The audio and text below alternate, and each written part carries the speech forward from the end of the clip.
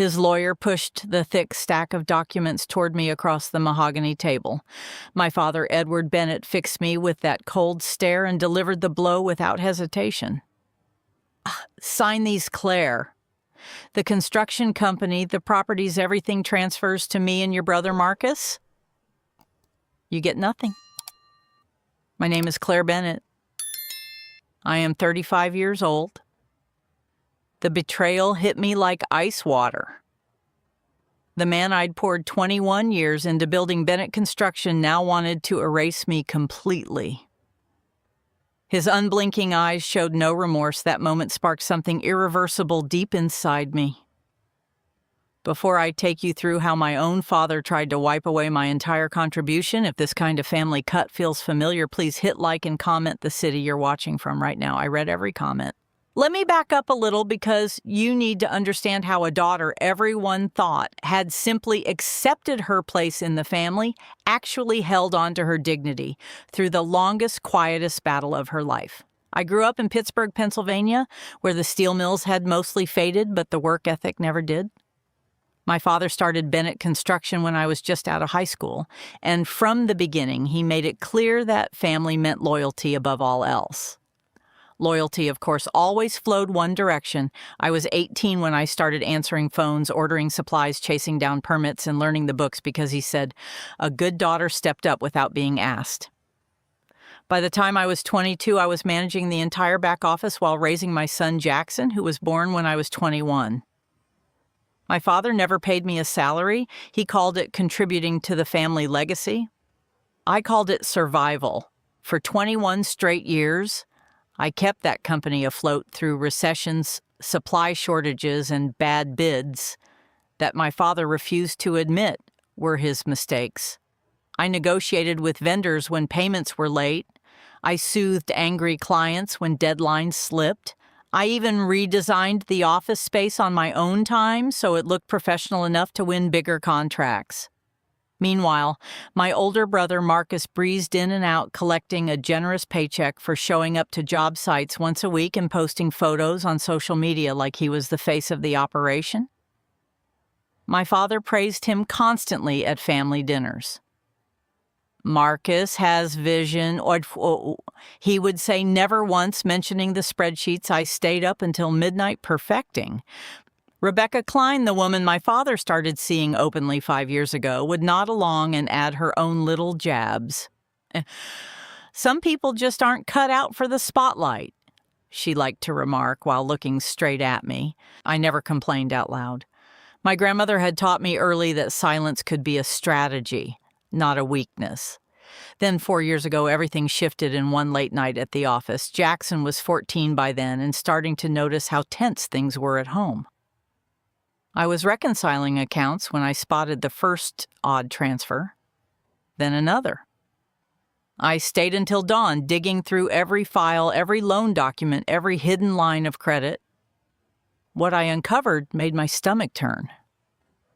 The company my father bragged about at every Pittsburgh Chamber event was drowning. $1,800,000 in combined debts.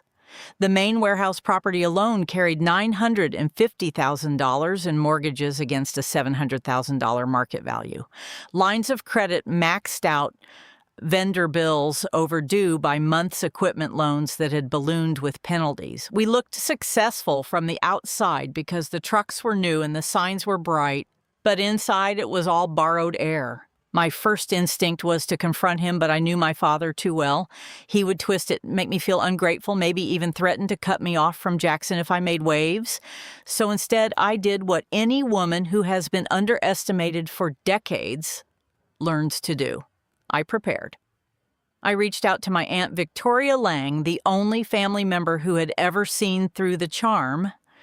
She connected me with Keith Sullivan, a retired accountant who helped me quietly move my separate inheritance and retirement savings into an irrevocable trust for Jackson.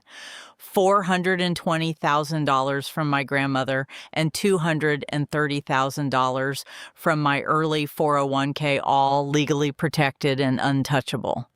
I made copies of every debt record, every suspicious withdrawal, and stored them in a safe deposit box across town. Then I waited, smiling at Sunday dinners while my father kept digging the hole deeper with new trucks he couldn't afford and trips with Rebecca he charged to the company card. The small violations started piling up slowly the way my father liked to operate. He would call me at 7 in the morning demanding I drop everything to fix a permit issue, then complain that I was never available for the family. He started bringing Marcus into meetings and crediting him for ideas I had suggested months earlier. "Your brother really stepped up," my father would say right in front of me, knowing it stung. Rebecca would chime in with her sweet smile. "Claire, honey, maybe it's time you let the men handle the big decisions." Hannah Torres, who I had thought was my closest friend since high school, began dropping by the office more often. She always asked how my father was doing first, how the company was really performing. I brushed it off at first, but little comments started leaking back to my father. He would know my plans before I told him. That was when I realized Hannah had chosen her side. My son Jackson saw more than I wanted him to. At 14, he was old enough to notice when my father would pat Marcus on the back, but barely glance at me. One evening, after a particularly rough family dinner, Jackson asked me quietly in the car, "Mom, why does Grandpa treat you like you're not even there?" I almost broke then, but I squeezed his hand and told him some battles are won in silence. Amanda Brooks, my colleague at a part-time consulting gig I had taken to keep some independence, noticed the exhaustion in my eyes during our weekly project meetings. She never pried, but she started covering extra tasks without being asked. "You look like you need a break," she would say gently. Her quiet support meant more than she knew. The pressure kept building through the next year. My father began hinting that the company needed restructuring, that it was time for the next generation to step up. Translation, Marcus was getting everything. I was expected to sign whatever papers he put in front of me and disappear quietly. He started small, asking me to waive certain claims during informal meetings at the house. When I hesitated, he would lay on the guilt thick. "After everything I've done for you and Jackson, this is how you repay me." Rebecca would nod sympathetically while my brother Marcus smirked from across the room. Aunt Victoria tried to mediate once, but even she ended up repeating my father's lines about family loyalty. The walls were closing in, and I could feel the moment of truth approaching. Then came the call I had been expecting. My father summoned everyone to the attorney's office for what he called a simple succession discussion. I walked in knowing exactly what those documents contained because I had seen the drafts weeks earlier through a contact at the title company. My father wanted me to sign away every claim to the business, the properties, the equipment, everything I had helped create. In return, he offered me a one-time payment of $65,000 and a promise that Jackson could still visit on holidays if I behaved. The betrayal was complete, yet I sat there calmly while he laid out his terms like a king dividing spoils. My brother Marcus leaned back in his chair, arms crossed, already acting like the heir apparent. Rebecca placed a supportive hand on my father's shoulder. Hannah had even shown up claiming she was there for moral support. Sophia Ramirez, the lawyer I had quietly hired 2 months earlier, sat beside me taking careful notes. She had reviewed every piece of evidence I brought her and confirmed the trust for Jackson was bulletproof. Across the table, Michael Grant, my father's attorney, looked uncomfortable for the first time. He kept glancing at the liability pages as if he sensed something was off, but could not quite name it. Judge Evelyn Torres was not present yet, but her clerk had confirmed the restructuring would need court approval if contested. I kept my face neutral, the same expression I had practiced in the mirror for 4 years. My father leaned in again, voice dripping with that familiar mix of authority and disappointment.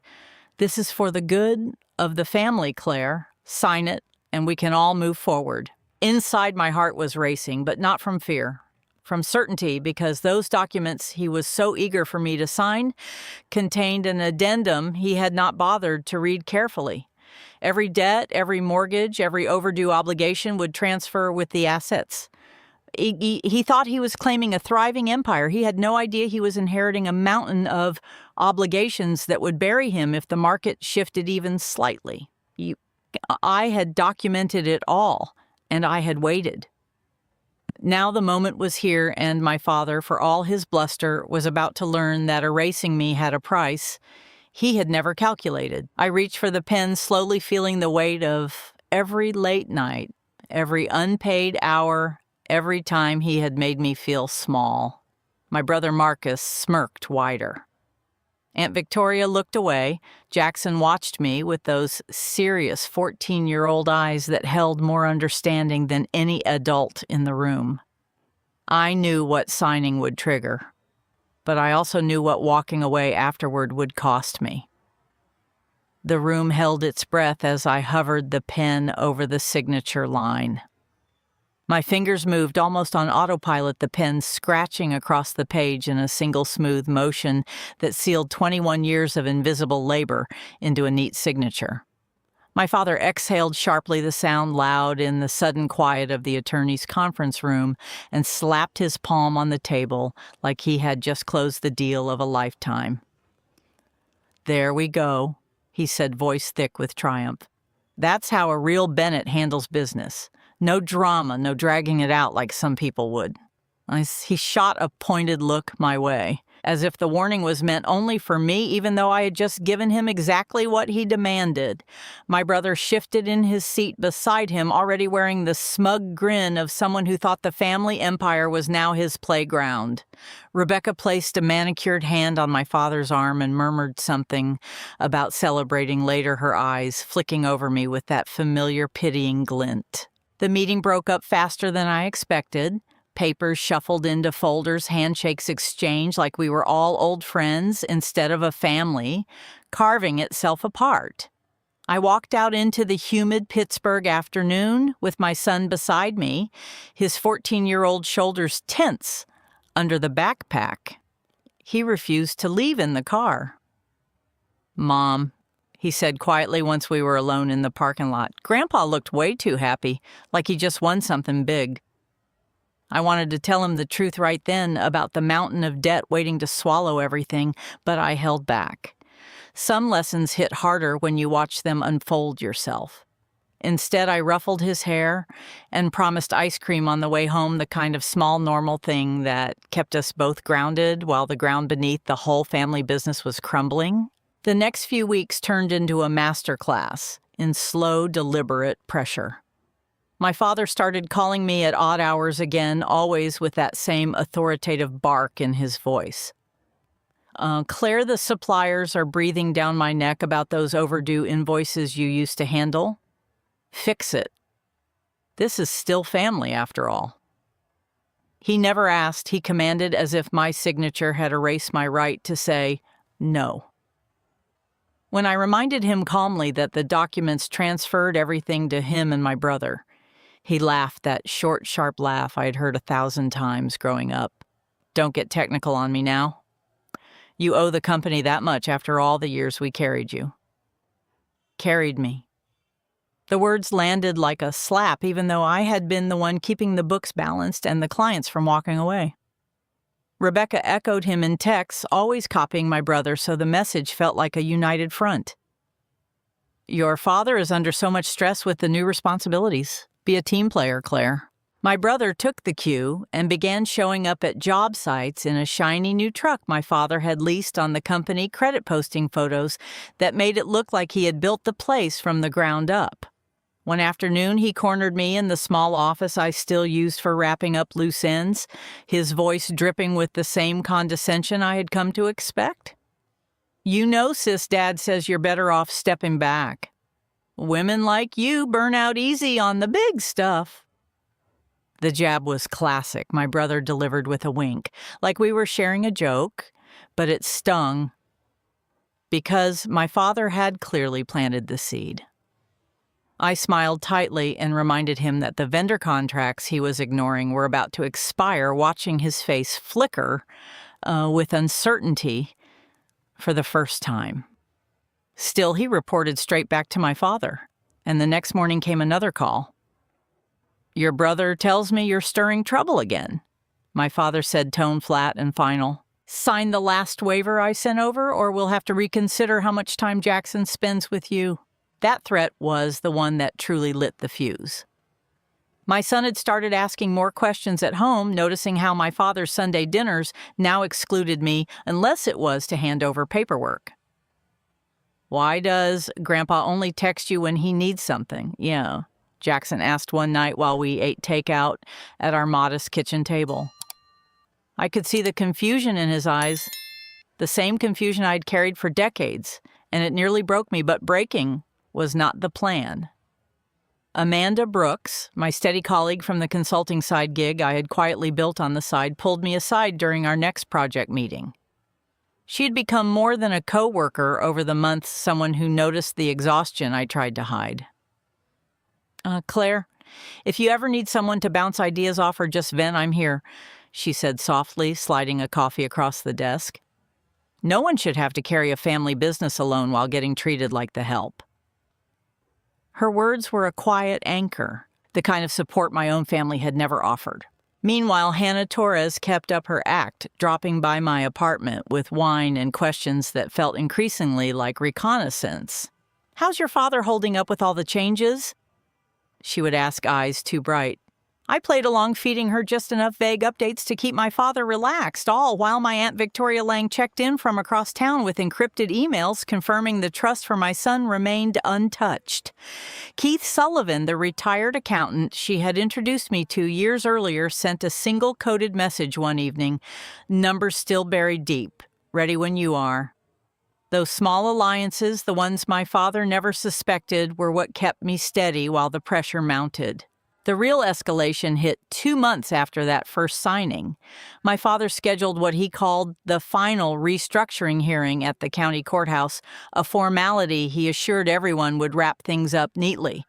He arrived in a fresh suit, my brother trailing like a shadow, Rebecca on his arm, wearing jewelry that probably came from the last company draw.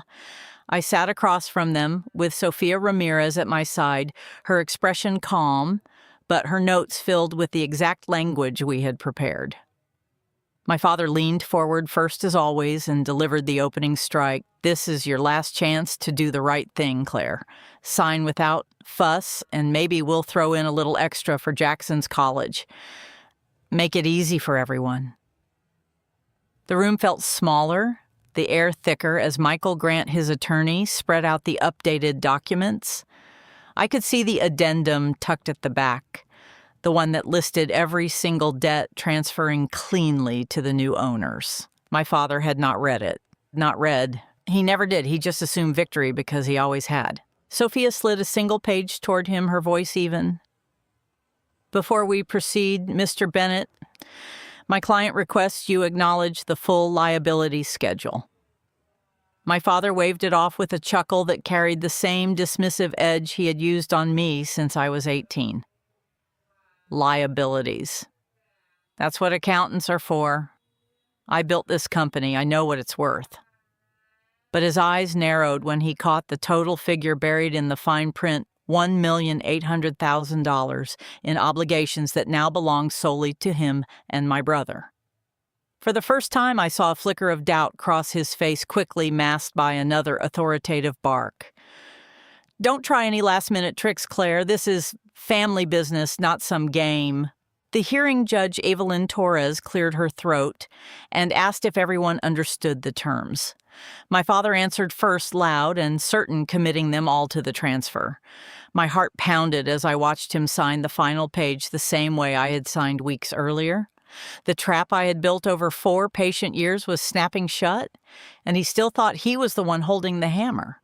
Outside in the hallway afterward, Hannah pulled me aside with a concerned smile that did not reach her eyes. "Your father mentioned you seemed off lately? Anything you want to tell me?" That was the moment I knew the betrayal ran deeper than I had guessed. My brother was already texting pictures of the victory to the family group chat.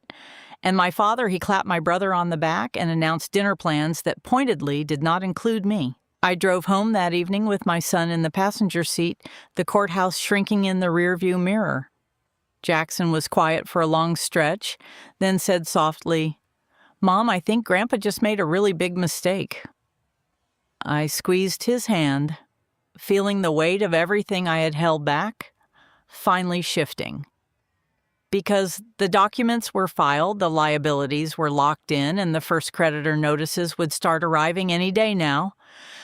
My father had demanded everything, erased my role with a stroke of his pen, and in doing so had handed me the one thing he could never take back, the freedom to walk away clean.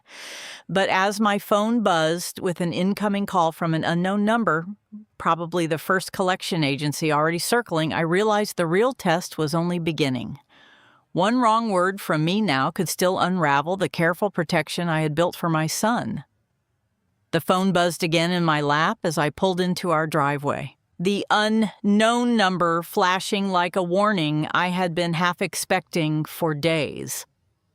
I let it go to voicemail, but the message that played back was from a collection agency already sniffing around the warehouse mortgage my father had just inherited. My son sat quietly beside me, his 14-year-old face tight with questions he was too polite to ask yet. I deleted the recording and told myself this was the price of the freedom I had waited 4 long years to claim. But deep down, I knew the real cost was only starting to reveal itself. 2 days later, my father called, his voice booming through the speaker with that same commanding tone that had ruled my life for 21 years. "Claire, get over here right now. The bank is threatening foreclosure on the main property, and your brother says the vendors are pulling out. You know these accounts better than anyone. Fix this mess you left behind." There it was, the demand wrapped in blame, as if I had somehow orchestrated the very debts he had piled up while I kept the lights on. I stayed silent for a beat, letting the weight of his words hang there. Then I answered calmly, "You signed for everything. Dad. The company, the properties, the loans. All of it is yours now. I have nothing left to fix." He exploded the way I had seen him do with subcontractors who dared question him.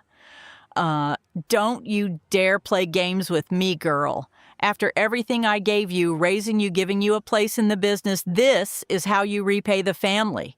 Your brother Marcus is drowning trying to hold it together, and Rebecca says you're being selfish. Get in the car and come sort these books. Or I'll make sure Jackson hears exactly what kind of daughter you really are." The threat landed hard, but I had prepared for it. I had spent 4 years documenting every single transaction, every hidden withdrawal, every time he had charged personal trips with Rebecca to the company card. My voice never wavered when I replied, "I know about the $1,800,000 in debt you buried. I knew 4 years ago. I waited because I wanted my son protected. You demanded everything except him, and now you have exactly that. Don't call me again unless it is to arrange time for Jackson to see you on my terms." The line went dead for a long moment before he started shouting again, but I ended the call without another word. That evening, my brother Marcus showed up at my door unannounced, his face flushed and his new truck idling at the curb. "Dad is losing it, sis. The creditors are calling nonstop. Hannah told him you might have copies of everything. Just come help us out one last time." Family sticks together, right? There it was, the hidden truth I had suspected but never confirmed until that moment.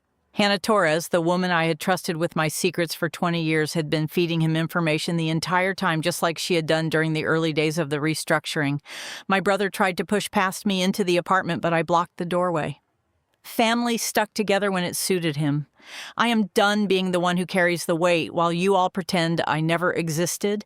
Tell Dad the boundaries are final. No more calls, no more demands. Jackson can visit when he wants, but I will not be part of this anymore. Amanda Brooks stopped by later that same night with a bottle of wine and a quiet understanding in her eyes. She had become my only real anchor outside the chaos, the colleague who had watched me unravel from the sidelines without ever pushing. You did the right thing," she said softly, pouring 2 glasses. But I know how lonely this road gets when the family turns their backs. Her words were kind, yet they only underscored how isolated I truly felt. Aunt Victoria Lang sent a single text the next morning confirming the trust for my son remained untouched, but even she kept her distance after my father started calling her to accusing everyone of disloyalty. Keith Sullivan, the retired accountant who had helped me set up the protections, simply replied to my thank you note with, "Stay strong, Claire. Some prices are worth paying." Their support was real, but it could not fill the hollow space where my entire extended family used to be. The collapse came faster than even I had imagined. Within 3 weeks, the first liens appeared on the warehouse. My father tried one last desperate play, showing up at my consulting office with Rebecca on his arm and my brother trailing behind. He initiated the final confrontation right there in the small lobby where clients could hear every word. "You think you can just walk away clean while we lose everything?" He snarled, voice loud enough to echo off the walls. "You hid those numbers for years. This is sabotage, Claire, and the whole family knows it." Rebecca nodded along her eyes, sharp with the same contempt she had always reserved for me. My brother added his own jab. "Dad built this for all of us, and you let it burn." I stood there heart-pounding but voice steady and delivered the words I had rehearsed in the quiet hours when loneliness felt heaviest. "I did not hide anything. You never asked. You never looked. You wanted control, and you got it. Now live with it. I am choosing peace for myself and my son. Do not come here again." And Dinan, They left in a storm of accusations, but the damage was done. Word spread through the loose network of family, friends, and former colleagues. Sunday dinners stopped, including any mention of me. Hannah sent one final message, claiming she had only been trying to help both sides, then vanished from my life completely. Even the few distant cousins who had once sent birthday cards for Jackson began to drift away, choosing the louder, more powerful side of my father. I started taking on small interior design projects through my part-time consulting work, turning the spare bedroom into a makeshift studio where I could lose myself in color swatches and fabric samples. My son watched me carefully those first months, his quiet presence, a reminder that at least one bond had grown stronger through the fire. Yet, every evening when the apartment fell silent after he went to bed, the weight of what I had lost settled in. No more chaotic family barbecues. No more last-minute calls from my father pretending he needed me. Just the echo of boundaries I had drawn and the empty space they left behind. I enrolled in an evening certification course at the local community college. The kind of step I had dreamed about for years but never dared take while I was keeping the company afloat. Amanda would sometimes meet me for coffee afterward, offering encouragement that felt genuine but temporary. "You're building something real now," she would say. Still, her life moved forward with her own family, and I understood I could not lean on her forever. Aunt Victoria checked in once a month, but even her messages grew shorter as my father turned up the pressure on anyone still speaking to me. Jackson turned 15 that fall and started high school carrying the quiet maturity of someone who had seen too much, too soon. He never blamed me, but I saw the flicker of sadness in his eyes when other kids talked about big family holidays. The lesson came to me slowly in the quiet hours, when the loneliness pressed closest. Choosing myself had not brought triumph or justice or even a sense of victory. It had brought freedom wrapped in solitude. My father kept the empire he had demanded now, crumbling under the weight of its own debts. But I had surrendered any illusion that family loyalty could ever flow both ways. I set the final boundary when his last angry voicemail arrived 6 months later, begging for a loan I knew he would never repay. I deleted it without answering and blocked the number. Some doors close forever when you choose peace over obligation, and the silence on the other side is the price you pay. I sat in my small living room that night looking at the sage green walls I had painted myself and felt the weight of that isolation settle into something almost like acceptance. Not happiness, not revenge, just the steady knowledge that I was finally completely on my own terms. Thank you for listening to my story. If you have ever had to draw a hard line with someone who is supposed to love you unconditionally, drop a comment below. What would you have done in my place? I read every single one.